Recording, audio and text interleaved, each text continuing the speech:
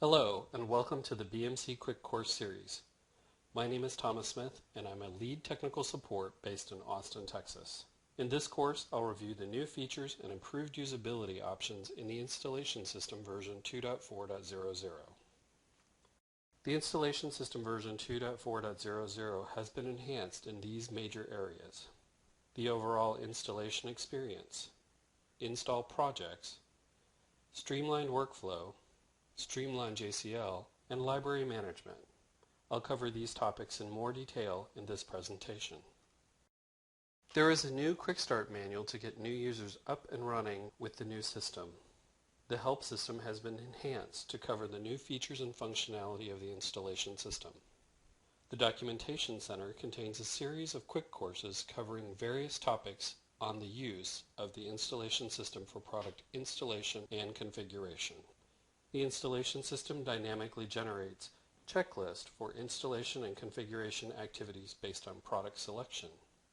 The installation system reference manual is updated for version 2.4.00. The installation system has a new repository hosted by RTCS. RTCS is a BMC infrastructure technology in use by many BMC products. The installation system only needs real-time access to the repository during dialog processing and JCL generation for installation and configuration JCL. Interactive use of the installation system and access to the installation repository is not needed to run any of the generated JCL for initial product implementation or deployment to other LPARs. The install repository can be backed up and restored using standard RTCS utilities. With the installation system version 2.4 and later, you can create a project for each installation. A project contains the installation and configuration options for one or more products. Projects simplify subsequent installations and configurations because the data you entered is retained for future installations. For example, you will create a project to install product ABC version 1.0. When you install version 1.1, you can reuse the project and all the options you set for the initial installation. Projects enable one person to install a product and a different person to configure it. Projects are stored in a shared data repository in the Runtime Component System, or RTCS. If you are already running RTCS with other BMC products on the LPAR where you are installing the products, that instance of RTCS will automatically be used. If you are not running RTCS, you will be prompted to install a bootstrap version to be used with the installation system. Projects replace installation profiles, main view customization auto tables, and other storage for install and configuration options that were available in earlier versions. Here is a list of projects. Multiple resources can use the same install project, but only one person can access a project at a time. For example, the systems programmer could start the project and complete all of the SMPE work, and then a system DBA for DB2 could complete the configuration and deployment activities for your site's DB2 products as an example. The menu system has been reworked to better align with installation and configuration task. It is structured in task order, with the most frequently used task presented first. The installation system has introduced site-wide defaults to store common data that is used by all install activities. The installation and configuration workflows are segregated. The installation system has reduced the number of screens and parameters to capture during product configuration by leveraging default values where applicable and only presenting screens that require input from the user. The installation system version 2.4.00 introduces a streamlined user interface. Fewer panels are required for both installation and configuration, and navigation is simpler than in earlier versions. The panels have a consistent look and feel. The menus present sequential information with numbers, as shown here. If options are unavailable, they are grayed out. In this example, you could choose any of the options shown in white. The installation system follows this model of enablement throughout the interface. Installation and configuration tasks are presented separately. In this example, you could choose any of the installation actions or option 1 of the configuration task. All other options are grayed out, meaning that they are not available because you have not completed the steps needed to execute those tasks. The purpose of site-wide defaults is to provide a way to set defaults for common items that would typically have the same value across all install projects at your company. The values can be set once and then will be inherited by all new install projects. The values that you use are applicable to your company's environment. For example, you can provide SMS values for allocation. Most values can be overridden at the project level. The More on the panel indicates that this is a scrollable panel. The function or PF keys work consistently on all panels to provide cleaner navigation across the installation system.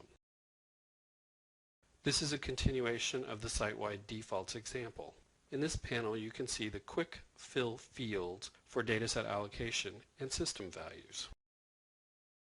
The Streamlined JCL makes it easy to copy or deploy installations to additional systems or LPARs. Because the initial configuration JCL contains include members and symbolics, simply modify the include members when you deploy the installation to another system.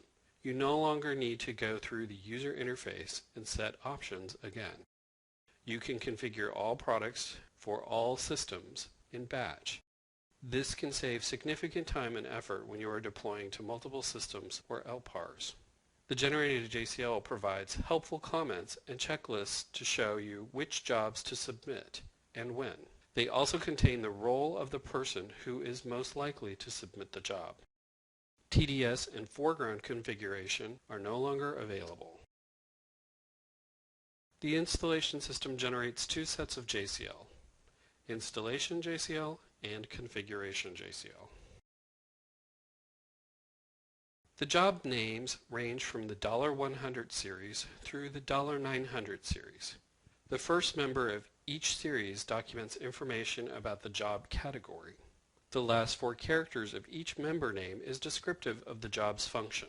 For example, the $145 RECS is an SMPE job that receives service. $1 jobs are for downloading and decompressing files and performing the SMPE receive, apply, and accept jobs. $2 jobs are for allocating datasets and setting up the runtime environment. $3 jobs are for anything that needs to be set up at a sysplex level. $4 jobs are for anything that needs to be set up at an LPAR level. $5 jobs are for anything that is common or crosses product categories. $6 jobs are reserved for future use. $7 jobs are for configuring any DB2 product. $8 jobs are for configuring any IMS product. $9 jobs are for configuring any main view product. Depending on the products being installed, you may not have all of these job categories.